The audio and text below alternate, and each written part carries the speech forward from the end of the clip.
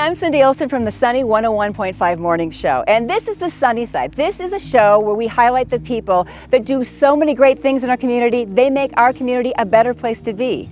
Did you know that there's so many children in the world that go hungry each and every day, including right here in Washington County? Enter Tan's Treats.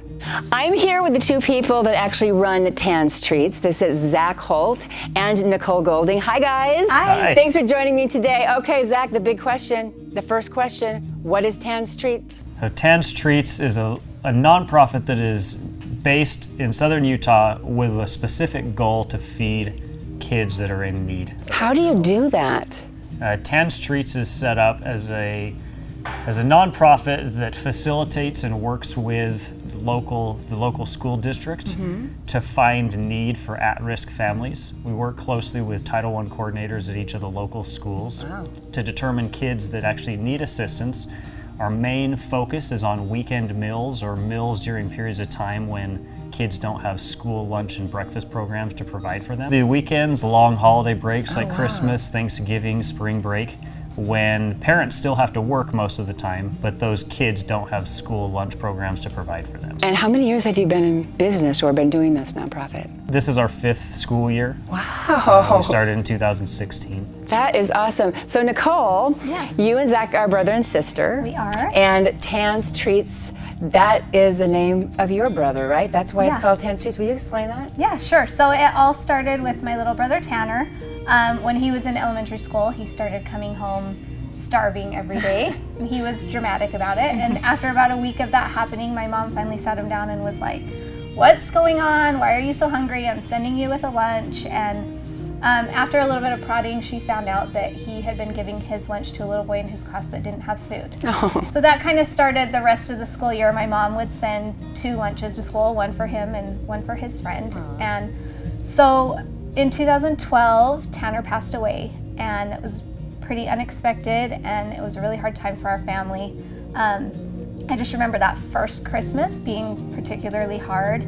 My mom, she went to the store, she walked in, she saw a pair of pants that looked like Tanner, and she turned around and walked out and got in her car and bawled. Yeah, of course. So she decided the next day she was gonna go back. She bought all the things that reminded her of him, and she went and gave them away to people that needed them, and to honor his life. To honor him, and it made her feel better. And so at that point we decided that every Christmas we were going to give a Christmas present to Tanner, and it was going to be some sort of service, because that was just the theme of his life. Like, my parents used to always joke that they were going to have to bolt his bed down or he would give that away too, because he was constantly giving everything away. So a couple of years later we ran into a program. We all lived in Georgia at the time. We ran into a program called Backpack Buddies of Georgia, and we didn't know what we were going to get Tanner for Christmas that year, and it seemed like the perfect fit for a little boy that had given his lunch away so many years ago. And when we all moved back to Utah, we decided, we started looking for a program like this that we could continue volunteering with, and there wasn't one. So that's when Tan's Treats was born here in Washington County. Wow. What a way to serve your brother too, right? I mean, that's really great. It's a whole family thing then. Everybody's involved. So Zach, when you talk about volunteering, we're by all these, bins right here with all the food and stuff. How do people come in and make the bags? You're talking about bags, Nicole. What is that about? This is our base of operations, where we put together all the meals for every single weekend or big break. We have groups that can volunteer online on our website. Oh, great. They get in, they can see the schedule for the entire school year. They can volunteer on their own or with a group, and we get about 10 to 15 people here each time that we do bag packing, and they basically treat this like an assembly line. Oh, great. And what Nicole was telling me, and Nicole, if you want to say, if you can see this is not like you don't need a can opener, and there's a reason I never even thought about this. All of the food has to be, be able to be easily self-prepared by an elementary school kid, Pop-Top, something that they can just get into themselves and eat when they need it. So on weekends you do this, but then when Christmas break is going to be coming up soon, what happens there? It's a massive effort that takes some huge coordination, because Christmas break for this year is a 15-day break. Oh boy. You know, that's easily 45 meals that have to be prepared. And every day.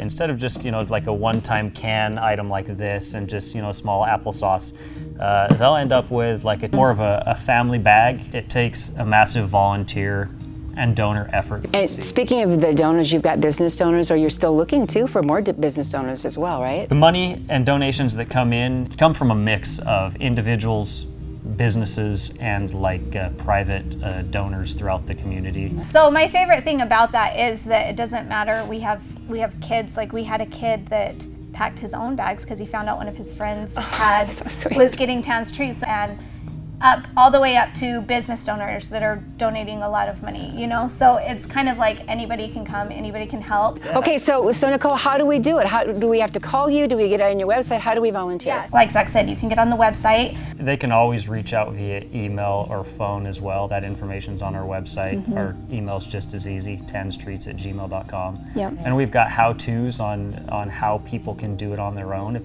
that's one of the most fun and like involved ways to do it. Yes. And the most simple is probably just a monthly donation that they can set up through PayPal, Venmo, any of those things. Terrific. Yeah. Nicole, Zach, thank you so much. Tan's Treats is amazing. You're doing great work here. You know that, right? Thank you. Thanks. Okay, that is the sunny side. Until next time, find your way to serve.